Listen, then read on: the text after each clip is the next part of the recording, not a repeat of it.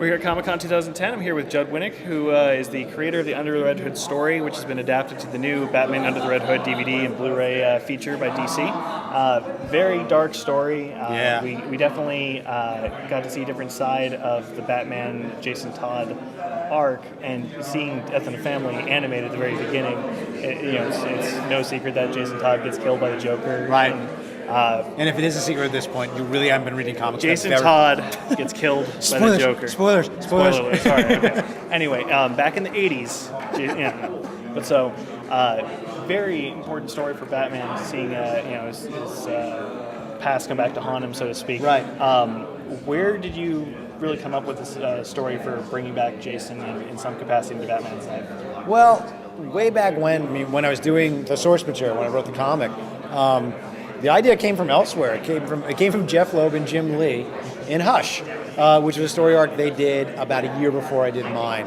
And for those playing at home, Hush was this mysterious character who was showing up as a villain, showing up in Batman's life, who happened to know a lot about his past, his background, and whatnot. Oh, wait, I'm sorry. Spoiler alert. Yeah. Okay. If you haven't read Hush, another one.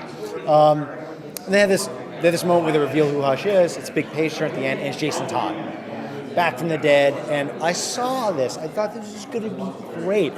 I saw 100 miles of broken road ahead of Batman, his greatest failure come back to haunt him with all the skills he ever taught him, and he's a villain, and he's been torturing him. Oh, it's going to be great. And the next issue, it was just, can I curse here? Go for it. It's a total mindfuck, and it turns out to be Clayface. They took it all away. I was like, oh, I still like that Jason Todd play. So when it was my turn a year later, that's what I pitched. I said, I actually want to bring back Jason Todd, and I'll tell you why. And my pitch consisted of what was the last issue of the comic and the last 5 minutes of the movie. The big confrontation at the end, which, this is how it'll come back, this is what we'll do, this will be the arc, but it ends here with Jason and Batman and Joker, like in one place, and, screaming and yelling at one another. And I like the opera of it. I like the tragedy of it.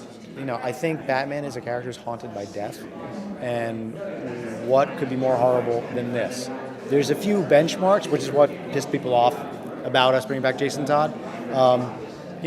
Batman's parents were murdered, and that's what made him into Batman. And then years later, I really think, in the 80s, The Dark Knight Returns coupled with Death in the Family is what became The Dark Knight, what we see him now. Just months before Jason was killed, you could see Batman in the comics walking down the street in the middle of the day talking to people on the stoop.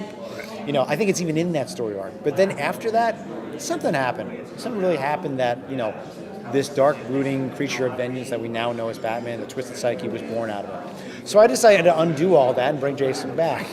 But with good reason. As long as you have a good story, that's all that matters. And we talked about how there's 3 characters in comics up until recently that you couldn't bring back to life: Barry Allen, Bucky Barnes, and then Jason Todd. Yep. Jason Todd, more importantly, because nobody wanted to see Jason Todd back to life. Right. And that twist that he's coming back in a capacity that's not just here's Jason Todd again. Yeah. It's causing new problems where it's Batman questioning everything that's happened since then. Mm-hmm. Just an amazing dynamic, and I really think it comes across very well with the amazing voice cast that they have. Oh, isn't it just stunning? Yeah. I mean, you got Bruce Greenwood, who sounds exactly like Batman has to sound. Yeah. That's sort of the testament to the performance and what he does. Because Batman is not one that you want left up to interpretation. It's not sort of like, that's an interesting take on Batman. And truth is, you don't want to think about it. He opens his mouth, and it's supposed to be Batman, and that's what happens to Bruce Greenwood. On the flip side, Jensen Ackles, I had no idea what Jason Todd was supposed to sound like.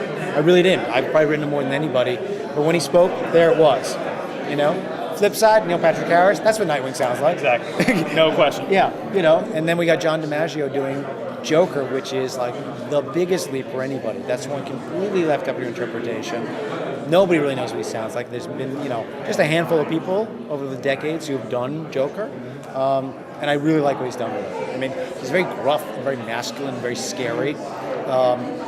Different from Hamill, different from Nicholson, different from Cesar Romero. Exactly. So I really think it works. Well, it's channeling the character too. It definitely seemed at times that each of the actors had that little moment where right away it's that character. There's no question.